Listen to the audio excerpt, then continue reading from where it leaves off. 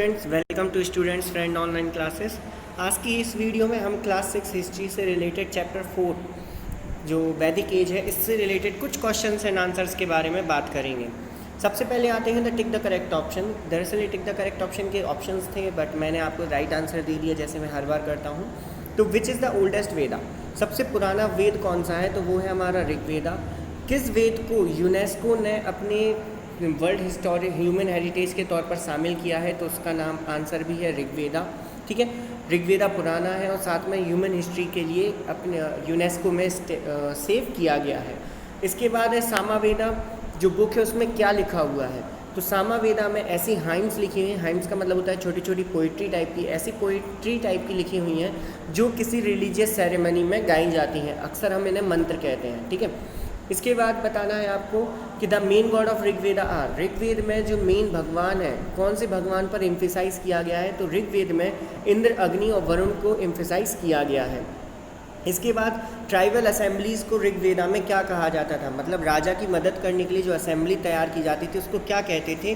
तो उसे सभा एंड समिति कहा जाता था। इसके बाद आपको नीचे लिखे हुए आंसर्स में से ट्रू और फॉल्स बताने हैं। तो सबसे पहला है कि अर्लीस्ट सोसाइटी जो है वो फोर्सेस ऑफ नेचर को मानती थी। मतलब जो शुरुआत की ह्यूमन सोसाइटी हैं वो भगवान के तौर पर नेचर की फोर्सेस की पूजा करते थे। तो ये आंसर यस है। हमने अभी पढ़ा कि ये इंद्र, अग्नि, वरुण वगैरह जो थे वो इम्पॉर्टेंट भगवान थे और ये तीनों चीज़ें क्या है? नेचर का ही तो है, बारिश, आग और हवा, है ना। इसके बाद पेंटेड ग्रे पॉटरी जो है वो अर्ली वैदिक पीरियड से रिलेटेड है, तो ये फॉल्स है।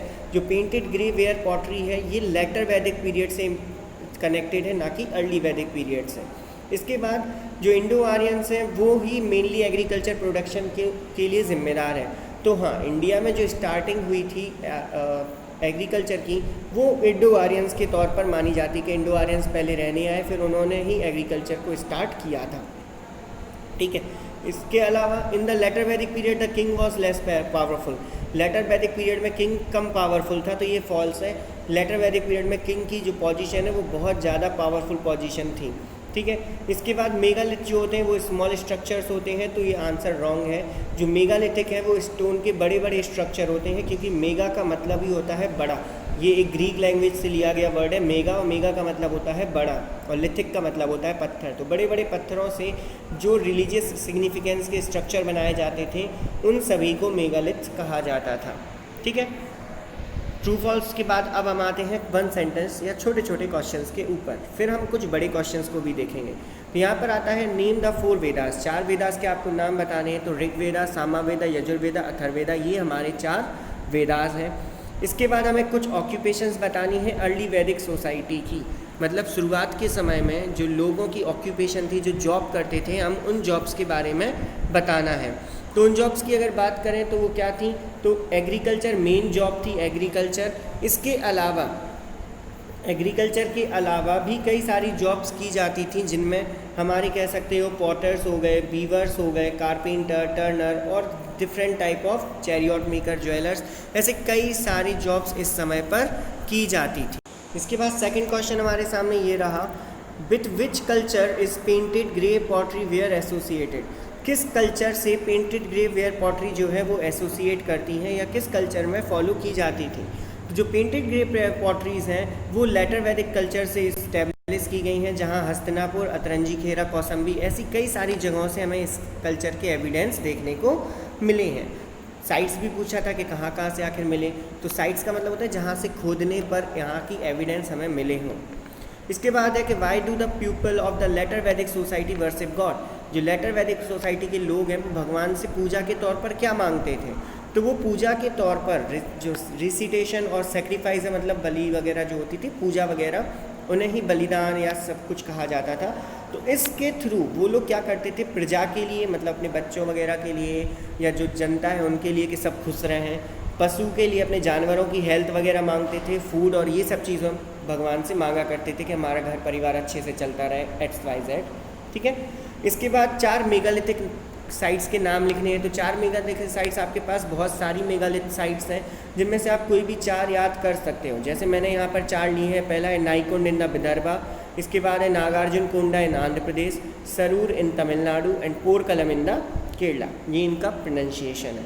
इनको टुकड़ों में याद करना जल्दी याद हो जाएगा। जैसे नागार्जुन कोंडा है तो उसका नाग अलग, अर्जुन अलग और कोंडा अलग। इससे आपको ये चीज़ें जल्दी तैयार हो जाएंगी।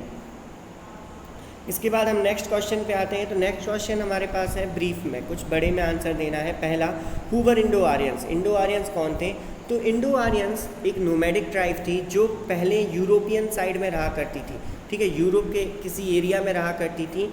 वहाँ से सेंट्रल एशिया, रशिया वगैरह साइड रहा करते थे। वहाँ से निकल कर ये लोग इंडिया आए, इंडिया में आकर रहने लगे, इसीलिए इन्हें इंडो यूरोपियन के नाम से जाना जाता है। डिस्क्राइब द 4 आश्रम्स, आपको 4 आश्रम्स के नाम बताने हैं। तो पुराने समय में ह्यूमन की जो लाइफ है, लाइफ स्पान है, इसको 4 पार्ट में डिवाइड किया गया था। जैसे जैसे एज बढ़ती थी वो अगले चरण में आ जाते थे। और ये लाइफ थी हमारी कौन कौन सी? तो सबसे पहला था ब्रह्मचर्य, दूसरा गृहस्था, तीसरा वनप्रस्था और लास्ट था संन्यासा, ठीक है। ब्रह्मचर्य, गृहस्था, वनप्रस्था और संन्यासा, ऐसे 4 पार्ट में डिवाइड किया गया था। In which do you think the different from the Dasa? जो राजा है वो दास से अलग क्यों होता था? तो बहुत इजी सा क्वेश्चन है कि राजा और दास में आप खुद बता सकते हो कि नौकर और राजा में क्या डिफरेंस होते हैं। राजा रूलर होता था, वो अपनी बहादुरी के लिए चुना जाता था, उसको सारी डिसीजन लेने की परमिशन होती थी। वहीं दासा सर्वेंट होते थे, उसको अपने मन से कोई भी डिसीजन लेने की परमिशन नहीं दी गई थी। इसके बाद आपको बताना है political life in the early वैदिक पीरियड। अर्ली वैदिक पीरियड में पॉलिटिकल लाइफ कैसे चल रही थी? पॉलिटिकल का मतलब होता है राज्य को चलाना, ठीक है। राज्य को चलाने के लिए क्या क्या तरीके अपनाए जाते थे। तो अर्ली वैदिक सोसाइटी में सबसे पहले तो जो राजा होता था वो उसका रूलर होता था। किसी भी ट्राइब का जो रूलर होता था, मेन इंपॉर्टेंट पर्सन, वो क्या कहलाता था? राजन कहलाता था। इस समय पर राजन हेरिडिटरी नहीं होता था, मतलब ज़रूरी नहीं है कि राजा का बेटा ही अगला राजा बने, बल्कि समाज में, सोसाइटी में, ट्राइब्स में जो भी बहादुर व्यक्ति होता था उसको राजा बना दिया जाता था, ठीक है। तो हेरिडिटरी वर्ड आप यहाँ से याद रख लेंगे, इसमें नहीं लिखा है बट आपको याद रखना है, हेरिडिटरी मीनिंग लिख सकते हो। इसके बाद आता है ऋग्वैदिक राजन डिड नॉट कलेक्ट टैक्स। जो ऋग्वैदिक राजन है वो टैक्स भी कलेक्ट नहीं करता था, ठीक है। साथ में राजन जो निर्णय लेता था वो सभा समिति के साथ मिलकर लेता था, और वुमेन भी सभा और समिति को अटेंड कर सकते थे। जबकि लेटर वैदिक पीरियड में बहुत सारी चीज़ें चेंज हो गई थी। इसमें वुमेन्स को सभा समिति अटेंड करने की परमिशन नहीं थी। कब? लेटर में। कंफ्यूज मत होना, मैं लेटर की बात करने लगा हूँ। ये अर्ली के पॉइंट्स लिखे हैं, लेटर में जस्ट इससे थोड़ा थोड़ा डिफरेंट था, सब उल्टा कर सकते हो आप, ठीक है। सिर्फ एक पॉइंट को छोड़कर पहले वाले को। Discuss the religious life of the people during the later Vedic period. आपको रिलीजियस लाइफ बतानी है लेटर वैदिक पीरियड में लोगों की क्या थी, ठीक है। तो रिलीजियस लाइफ की बात करें लेटर वैदिक पीरियड में, तो इस समय पर 3 भगवान बहुत ज़्यादा फेमस हुए थे, जिनमें प्रजापति, विष्णु और रुद्र शामिल हैं, ठीक है। प्रजापति जो थे उन्हें संसार बनाने के लिए माना गया, विष्णु ऐसे माने गए जिन्हें जो संसार चलाते हैं, और शिवा का काम था इस संसार को जब बहुत पाप बढ़ जाए तो उसे ख़त्म करना। ये 3 भगवान बहुत ज़्यादा इम्पॉर्टेंट हो गए थे। इस समय पर लोग जो थे वो महंगे महंगे पूजा, यज्ञ, हवन वगैरह कराने होते थे। साथ में अश्वमेध और राजसूया यज्ञ जैसी जो चीज़ें थी वो बहुत ज़्यादा इम्पॉर्टेंट हो गई थी बड़ा राजा बनने के लिए, ठीक है। तो इस समय पर आप कह सकते हो कि जो धर्म है ना, वो धर्म में पैसे खर्च करना बहुत ज़्यादा शामिल हो गया था। बड़े बड़े यज्ञ कराना, ये सब चीज़ें धर्म के मायने रह गए थे, ठीक है।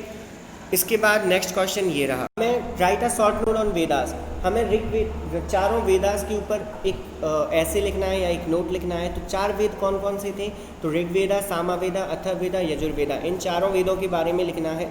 जो वेदा वर्ड है वो संस्कृत से ड्राइव किया गया है, जिसका मतलब होता है विजडम। ये आपका एक्स्ट्रा पॉइंट है कि वेदा किस लैंग्वेज से ड्राइव किया गया है, तो संस्कृत लैंग्वेज से ड्राइव किया गया है। इसके अलावा ऋग्वेदा की बात करें तो ये सबसे पुराना वेद है, जिसमें 1000 समथिंग सूक्तियाँ लिखी हैं, छोटी छोटी सी लाइंस लिखी हैं, या जिन्हें आप मंत्र वगैरह कह सकते हो। इसके बाद सामवेदा में कई सारे हाइम्स लिखे हैं, पोएट्री टाइप की लिखी हुई है, जो कि प्राइस्ट, जो पुजारी वगैरह होते हैं वो किसी सेरेमनी जैसे धार्मिक पूजा प्रतिष्ठान वगैरह में पढ़ते थे। यजुर्वेदा में रूल्स वगैरह लिखे हैं कि कैसे पूजा में बैठना चाहिए, कैसे यज्ञ करना चाहिए, क्या मानना चाहिए, क्या नहीं मानना चाहिए। और अथर्ववेदा में कई सारे सॉन्ग्स, मैजिकल चार्म्स, ईविल वगैरह, डेट मतलब काला जादू, जादू टोना टोटका, ये सारा सब कुछ अथर्ववेदा में लिखा गया है कि कैसे आप मंत्रों को सिद्ध कर सकते हो, ठीक है। इसके बाद आता है कंपेयर द अर्ली वैदिक life and the later Vedic period. हमें दोनों लाइफ को कंपेयर करना है कि अर्ली वैदिक लाइफ में कैसे थी और लेटर वैदिक पीरियड में कैसा था। तो अर्ली वैदिक पीरियड में जो ट्राइब है उसका राजा जो होता था वो राजन कहलाता था। जना का लीडर होता था, उसको राजन कहा जाता था। इस समय पर काऊ, बुल, ऑक्स वगैरह को डोमेस्टिकेट करना हमने शुरू कर दिया था। काऊ इस समय पर बहुत ज़्यादा इम्पॉर्टेंट मानी जाती थी, उसको एज अ मनी या एज अ वेल्थ माना जाता था। इसके बाद अगर हम बात करें लेटर वैदिक पीरियड की, तो इस समय जो किंग की पोजीशन है वो और ज़्यादा इंपॉर्टेंट हो गई थी और उसका जो ऑफिस है वो हेरिडिटरी हो चुका था। इस समय पर भी लोगों की जो मेन ऑक्यूपेशन है वो एग्रीकल्चर ही थी, लेकिन अब आयरन टूल्स की वजह से, जो आयरन के टूल्स थे उनके कारण से हमारा जो एग्रीकल्चर है वो बहुत ज़्यादा अच्छा हो गया था।